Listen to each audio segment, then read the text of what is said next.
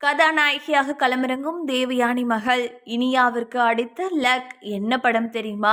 நடிகை தேவயானியோட மகள் இனியா ஜீ தமிழ்ல ஒளிபரப்பான சரிகமபா சீனியர் சீசன் 5 நிகழ்ச்சியில போட்டியாளராக கலந்து கொண்டு ரசிகர்களோட மனசுல இடம் பிடிச்சாங்க. அம்மாவை மாதிரி மகளும் நடிகையா வருவாங்க அப்படின்னு எதிர்பார்க்கப்பட்ட நிலைமையில தன்னோட சொந்த முயற்சியால பாடகியாகி உள்ள இனியா கதாநாயகியாக ஒரு படத்துல கமிட் ஆகி உள்ளதா தகவல் வெளியாகி உள்ளது. 2000ல தமிழ் சினிமாவோட முன்னணி நடிகையா வலம் வந்தவங்க தான் தேவயானி.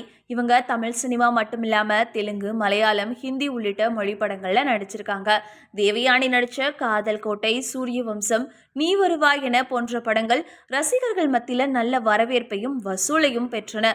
திரைப்படங்கள் மட்டுமில்லாம சன் டிவில ஒளிபரப்பான கோலங்கள் சீரியல் மிகப்பெரிய அளவுல வெற்றி பெற்றது.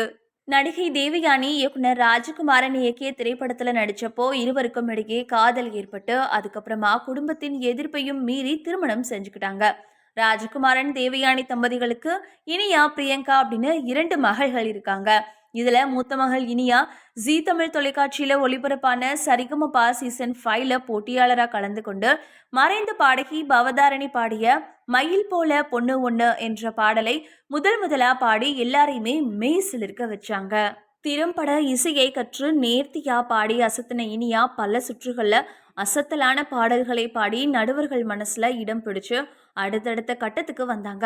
ஆனா இறுதிப் போட்டியில கலந்து கொள்ளும் வாய்ப்பை தவற விட்டாங்க. இந்த நிலைமையில தற்போது இனியா ஒரு படத்துல ஹீரோயினா கமிட் ஆகி உள்ளதா தகவல் வெளியாகி உள்ளது. தெலுங்கு இயக்குனர் ராம் ஜெகதீஷ் இயக்கத்துல சாய்குமார் நடிப்புல கடந்த மார்ச் மாதம் கோர்ட் என்ற திரைப்படம் வெளியாகி நல்ல வசூலையும் விமர்சனத்தையும் பெற்றது. இந்த திரைப்படத்தோட தமிழ் வெளியீட்டு உரிமையை தியாகராஜன் வாங்கியிருக்காரு. அந்த திரைப்படத்துல கதாநாயகியா தேவயானியோட மகள் இனியா கமிட் ஆகி உள்ளதா தகவல் வெளியாகி உள்ளது. ஆனா இது குறித்த எந்த அதிகாரப்பூர்வ தகவலும் இதுவரைக்கும் வெளியாகல.